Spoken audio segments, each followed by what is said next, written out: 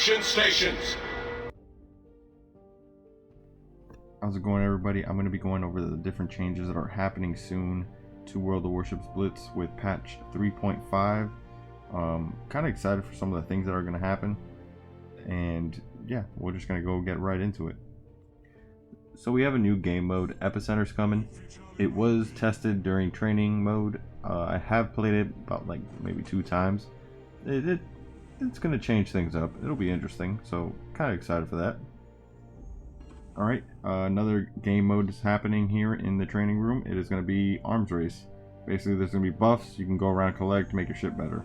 That's just for that. I'm not going to go ahead and be long-winded about this. We also have an upcoming event, Asymmetric Battles. Basically, how this is going to work is you're going to have lower tier ships, but more, fighting against higher tier ships, but less of them. I'm actually kind of excited to try that out and see how it works, and I am looking forward to it. Alright, so one of the bug fixes I'm excited for, it is the Citadel Crisis Medal. Now we're going to actually be awarded for hitting 3 citadels within 10 seconds. I know I have done it before, didn't get my medal, was kind of butthurt.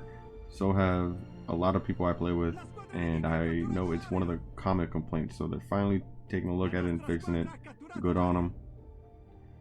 And now we have ship balancing. So immediately off the bat, cruisers, the Italian line as a whole from Trento all the way up to Venezia, they receive a nerf to their sap penetration, but they receive a buff for armor piercing penetration.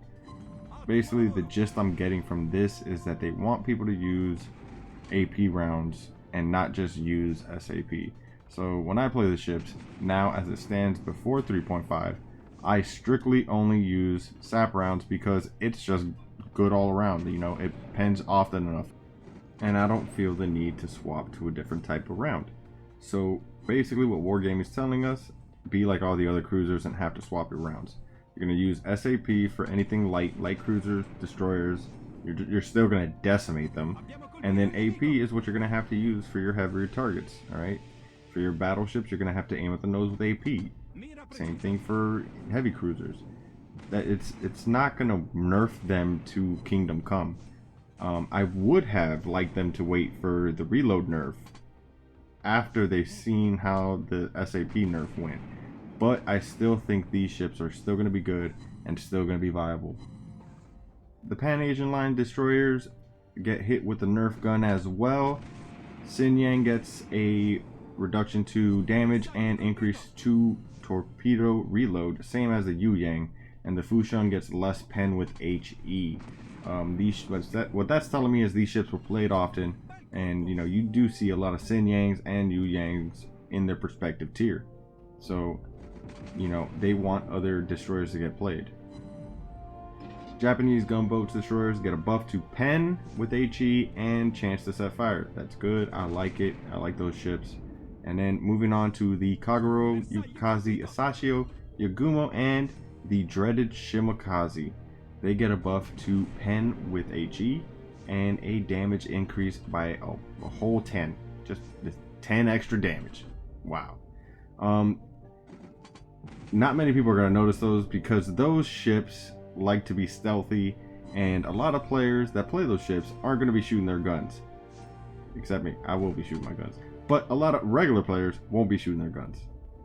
The Ibuki receives some buffs to HE pen and concealment, and max rotation increased from 6.5 to 6.9.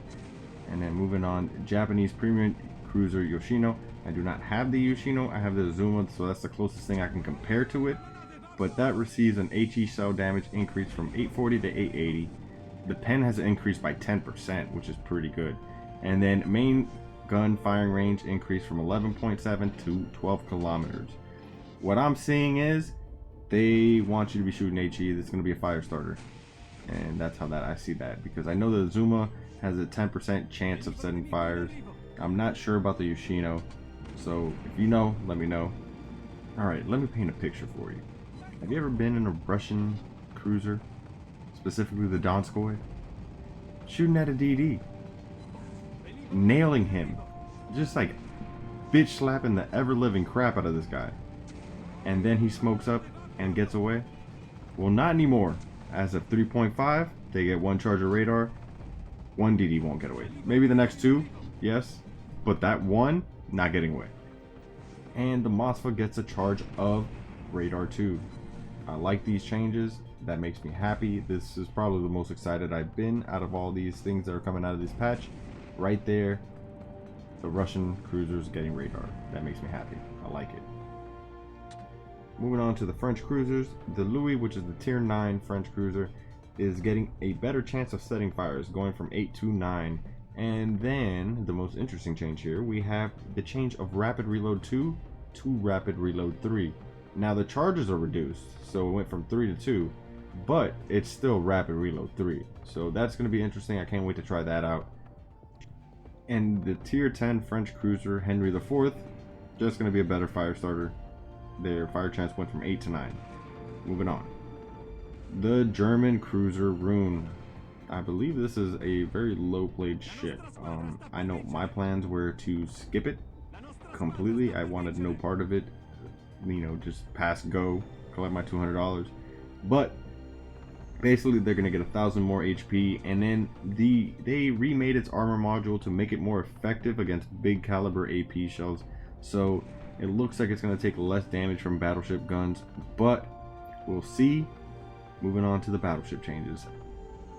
Tier 8 Premium Vanguard, better HE penetration. I'll take it. And then Battleship Iowa gets its shell dispersion improved by 4%. Kind of salty about that one because I just got the Montana and I really wish I had that extra 4% back then. Alright, but that's going to go ahead and do it for this video. If you guys feel like I skipped over something, because I definitely skipped over some things, I kind of just mentioned some things, leave me a comment. We'll talk about it there. I hope you guys enjoyed the video. Until next time.